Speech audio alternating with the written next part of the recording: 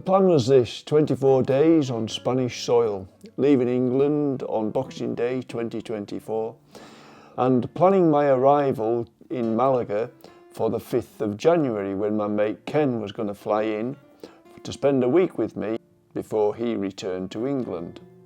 In the 2 weeks prior to departure, I had doubts about the trip. I'd finished 4 months of palliative chemotherapy on the 27th of October, and now, 2 months later, I felt as though things were on the slide again. All things considered, I decided to go. Whether I would complete what I originally planned, well, I didn't really know. But, as Del Boy would say, who dares wins, Rodney? Who dares wins?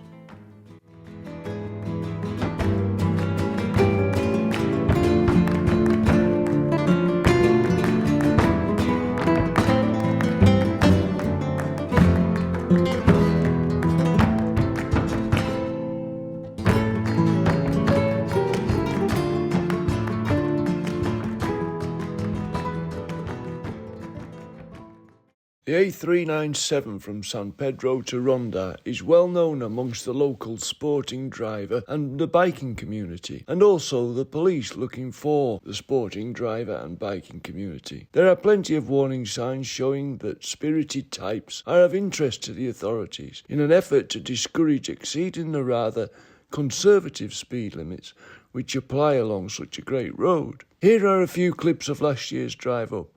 I've never driven it on a weekend when I suspect it may resemble a scene from Wacky Races.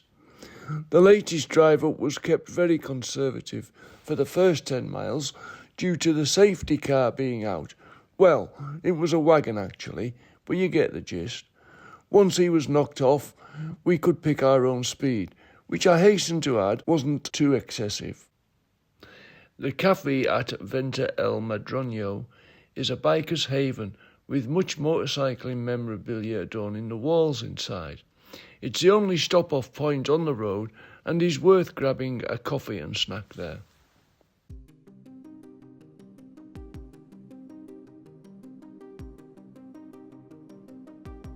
Ronda is one of the most popular visitor locations of Andalusia. There is easy, modestly charged parking close to the bridge and bullring, which is the oldest in Spain. But as for the A397 leading from Marbella region to it, although undoubtedly good, it certainly doesn't stand alone as the only decent bikers drivers road, as there are many in the region which are equally as enjoyable and are possibly of less interest to the authorities.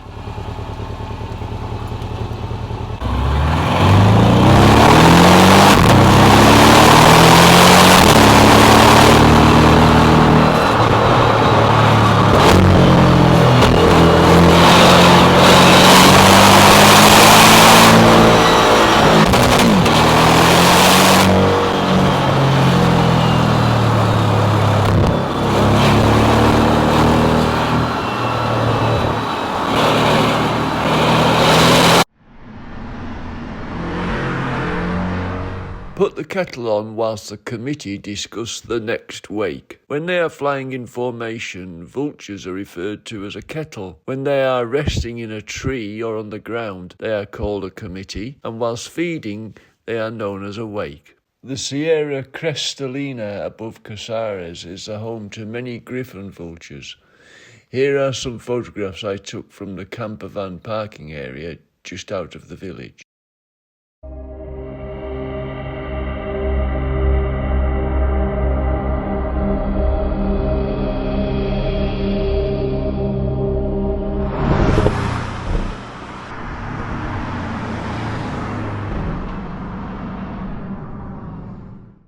Both Ken and I wanted to do Gibraltar, which was only a 45-minute drive from our base in Estepona.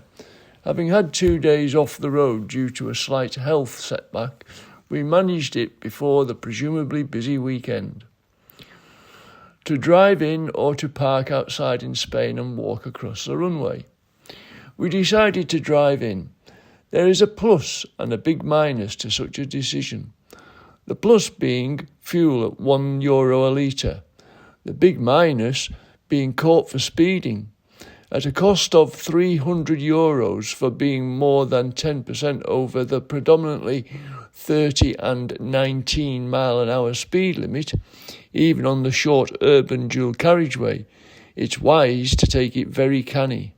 On a loop of the peninsula, we saw at least 3 separate, I'll use the true term, speed traps. You have been warned. It would also appear it could be 3 points on your licence.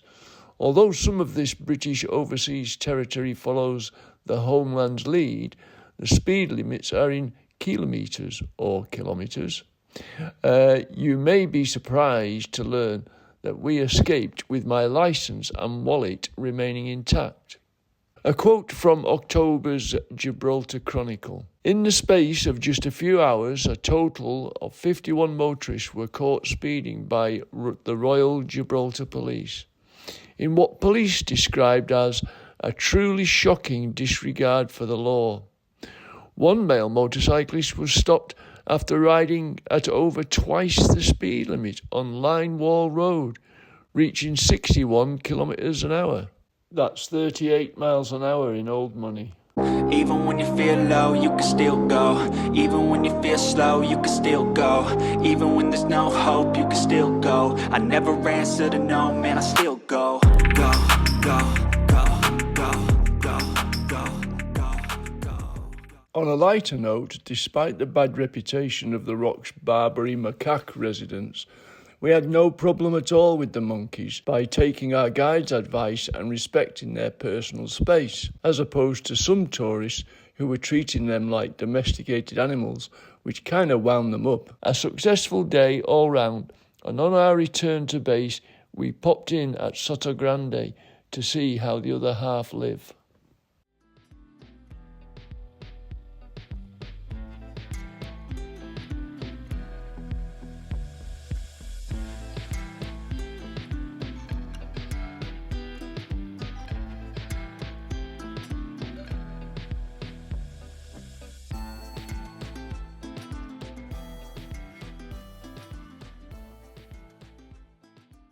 After Ken left for England, I returned to Estepona for 4 nights.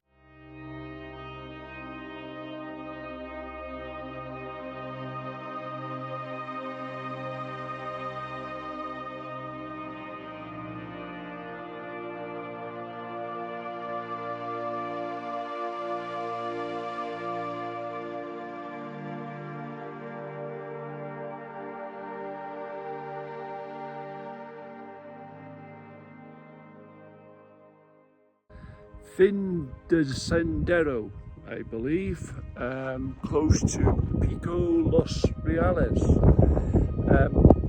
What an absolutely stunning place, which was recommended to me. However, if you don't like narrow roads, hairpin bends and heights, it's maybe not for you, because it's quite a drive to get up here.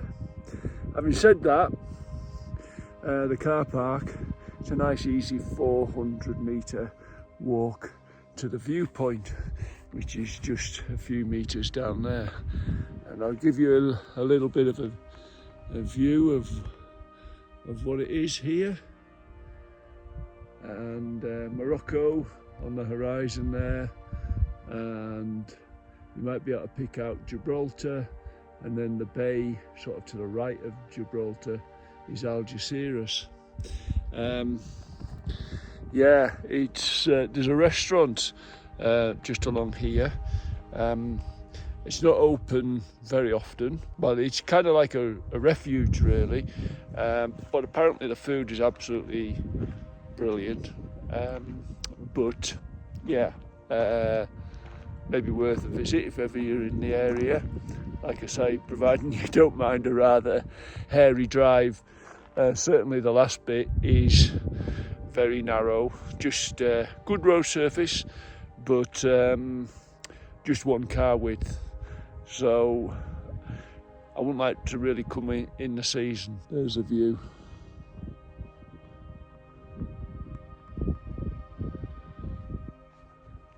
So I'll do a bit of a video of the drive back down the road. But yeah, definitely this is exceeded my expectations.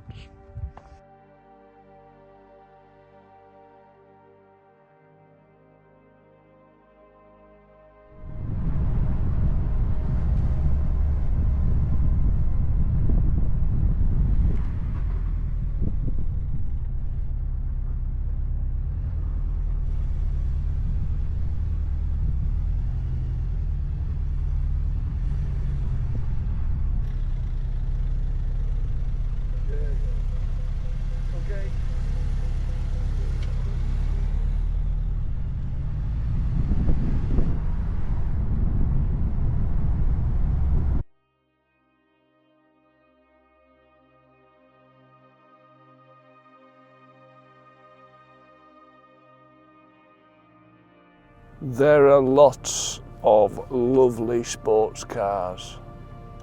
The Porsche 911 hardtop takes some beating.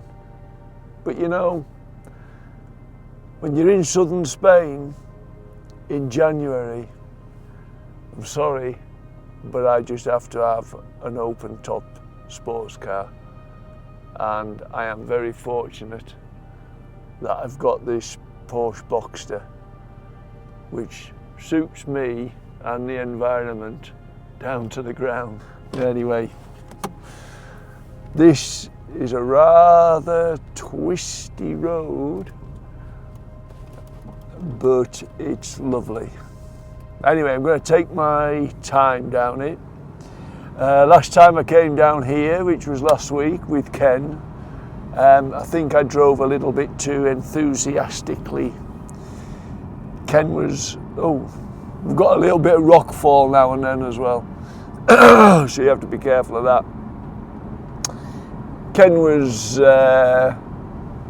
very polite, said nothing until we got to the end of the road. I think he would have preferred it if I'd driven a little bit slower. So, this is for you, Ken. I'm driving slowly, but it's still enjoyable. It's an enjoyable drive, no matter what speed you do. And with these rock falls that you get on these mountainous roads around here, it's probably wise just to take it a little bit canny.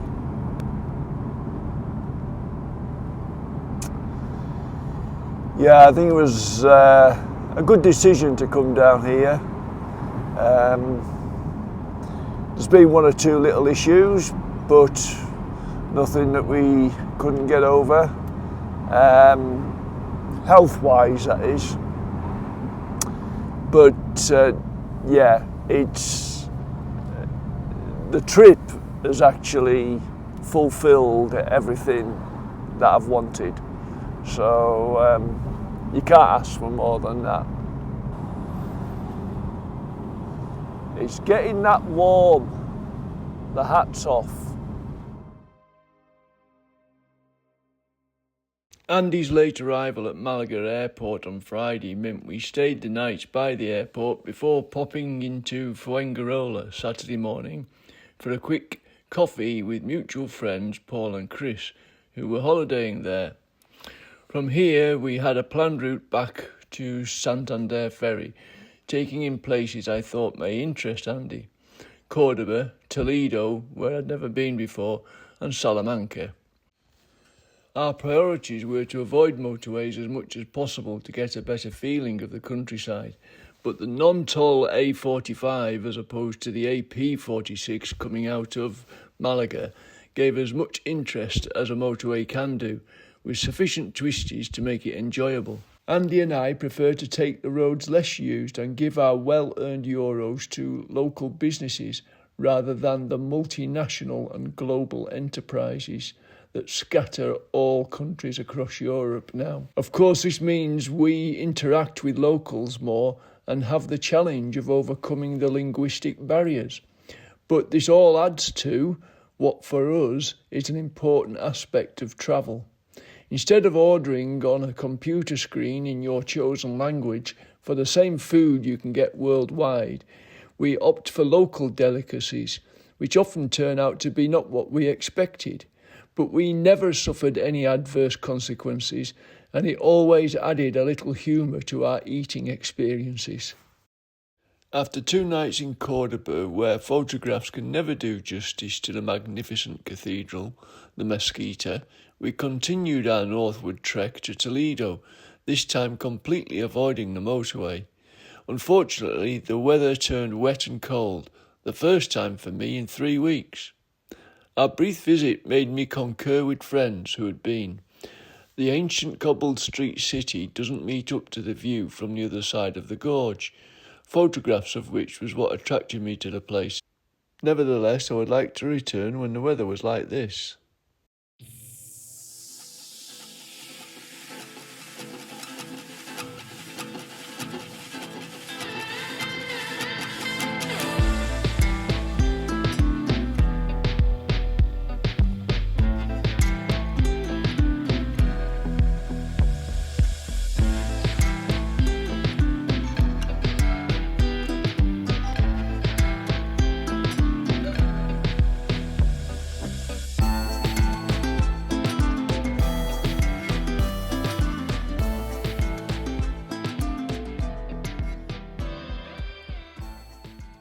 So to conclude, yes, it took a lot more out of me than I expected, but I completed what I set out to do, saw the places that I wanted to see, and did everything that I planned to do.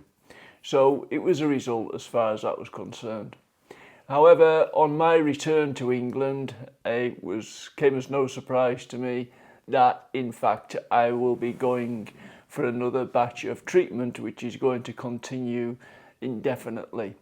This will restrict my long adventures, okay, if they are adventures, but certainly my long trips. So I don't foresee going abroad in the future, possibly, but there's so much to see closer to home. I don't concentrate on what I can't do. I like to focus on what I can do. And there are many places on my doorstep that I can still enjoy, hopefully in the car and on the motorbikes, but we'll just have to play it by ear. Do what you can while you can. I did, and I will continue to do so. Thanks again for watching. I know you told your friend you're not okay, and tell me what's wrong and why you never said you felt that way. And guess you're trying to stay strong and fake a smile until I look away. But I've known you too long, it hurts to watch your blue eyes fade to gray as you fade away, as you fade away.